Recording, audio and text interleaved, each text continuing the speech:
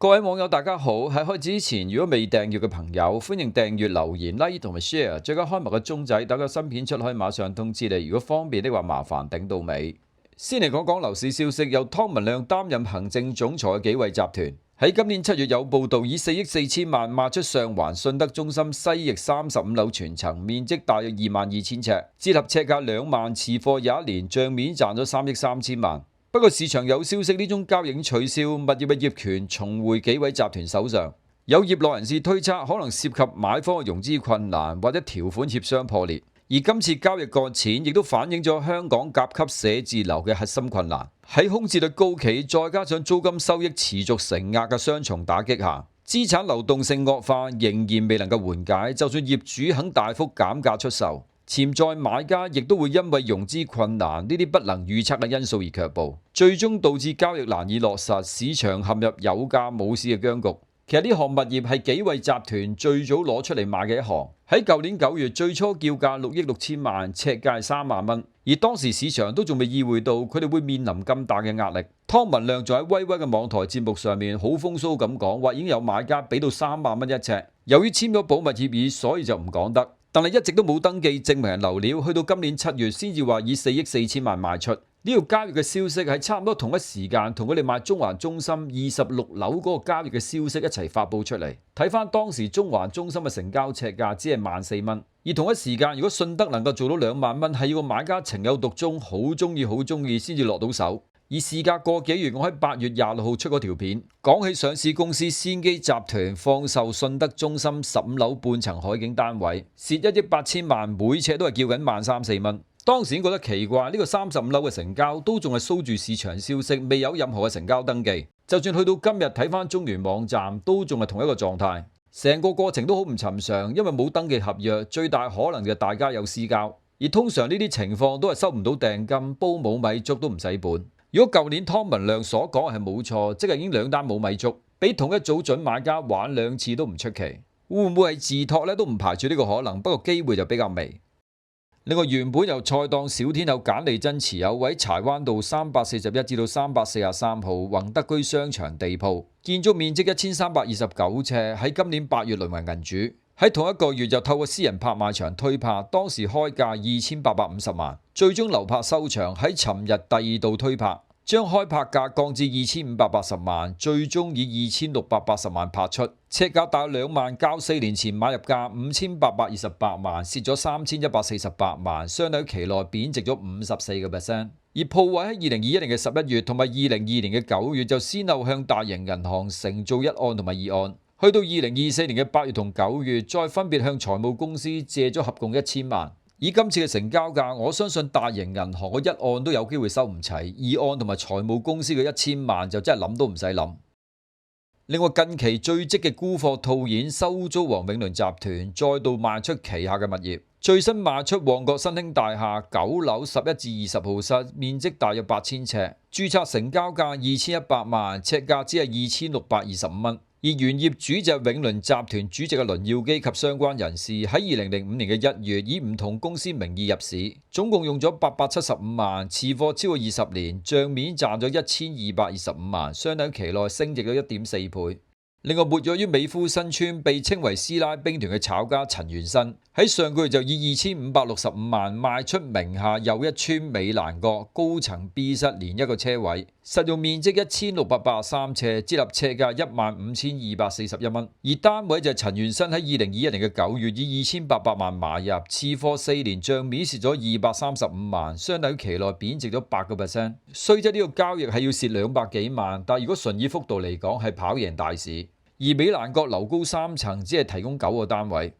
另外，市場再有短炒獲利幹，其中一宗就大圍金獅花園2期 F 座中層3號室，面積282尺，一房以350萬賣出，尺價12411蚊。而業主者今年嘅6月以320萬買入，次貨4個月，帳面賺咗30萬，相等於9%。而值得留意就係呢個單位上手業主喺舊年嘅11月以313萬8千蚊買入。喺今年6月賣出嗰陣時，次貨7個月，帳面賺咗62000蚊，相等於2%。不過呢一轉只係明賺實蝕，但係可以睇到呢個單位過去1年升咗大約12%。另外，美孚新村都錄得一宗短炒獲利個案，就係3期百老匯街84號低層單位，實用面積544尺兩房，最新以518萬賣出，尺價9522蚊。而業主一名姓盧嘅人士，個名同區內一名代理相同，預料係同一人。喺舊年嘅7月以450萬買入，次貨15個月帳面賺到68萬，相等於15%。但係持貨嘅時間同一啲真短炒有啲出入，唔知有冇掉錢落去裝修。另外，全新鐵路新盤由順治牽頭發展，位元朗錦上路嘅柏龍3喺今晚上載銷售安排，將會下個禮拜二作首輪銷售138個單位。而項目已經出咗2張價單，總共206個單位，今次又佔咗67%，將會下個禮拜一截票，而截至今晚累計收票超過3000張，超額認購大約21倍。而項目嘅預計入伙日期係2027年嘅4月，而今次所賣嘅138個單位涵蓋1房同2房，包括44間1房同埋94間2房。另外講一講時事，根據外媒報道，越南央行為咗打擊詐騙同埋洗黑錢，實行強制性生物辨識驗證規定，近期啟動資料清理行動，由9月1號開始關閉咗大約8600萬個銀行賬戶，佔佢哋國家總賬戶大約43%，震撼金融界。據知超過8600萬個未經認證或者長期被凍結嘅賬戶將會被關閉。以佢哋國家大約有2億個銀行賬戶，今次被關閉嘅佔咗43%。佢哋國家嘅居民需要經過生物特徵識別，例如指紋、面部識別嚟驗證佢嘅身份，先至能夠繼續使用銀行嘅服務。而當中尤其以外籍人士最慘，部分人需要親自去到越南先至能夠完成驗證。而網上有流傳政策將沒收賬戶嘅資金，越南央行就澄清並未沒收，資金仍然保留喺賬戶裏邊，但核實之前無法提取，要前往銀行進行生物識別掃描先至能夠恢復運作。不過有外界就認為越南政府今次嘅目的係要充公指定存戶嘅財產。另外，柬埔寨詐騙園區繼美英聯手起訴太子控股集團主席嘅陳志，揭發操控跨國詐騙網絡之後，西克魯克省中國城園區喺尋日嘅深夜再傳出混亂，有多間公司突然宣布解散，有大批外籍員工連夜撤離。現場秩序失控，而呢個園區近年多次被揭發係詐騙集團嘅據點，而早前先至爆發勞資衝突同埋暴動。外界認為事態同太子集團被查以及柬埔寨官方掃黑行動有關，象徵當地詐騙經濟可能正進入清算嘅時刻。而根據韓國傳媒嘅報道，附近發現令人毛骨悚然嘅垃圾桶，有大量嘅護照、身份證等個人物品，懷疑同詐騙集團誘騙綁架有關，而大多數係泰國護照，擔心呢一班人係咪已經被詐騙集團所殺害。有分析就認為，西克魯克省嘅中國投資園區原本係一帶一路合作項目，但係近年變咗質，成為詐騙同埋洗錢嘅重災區。有外媒估計，淨係中國城呢個地方就關押咗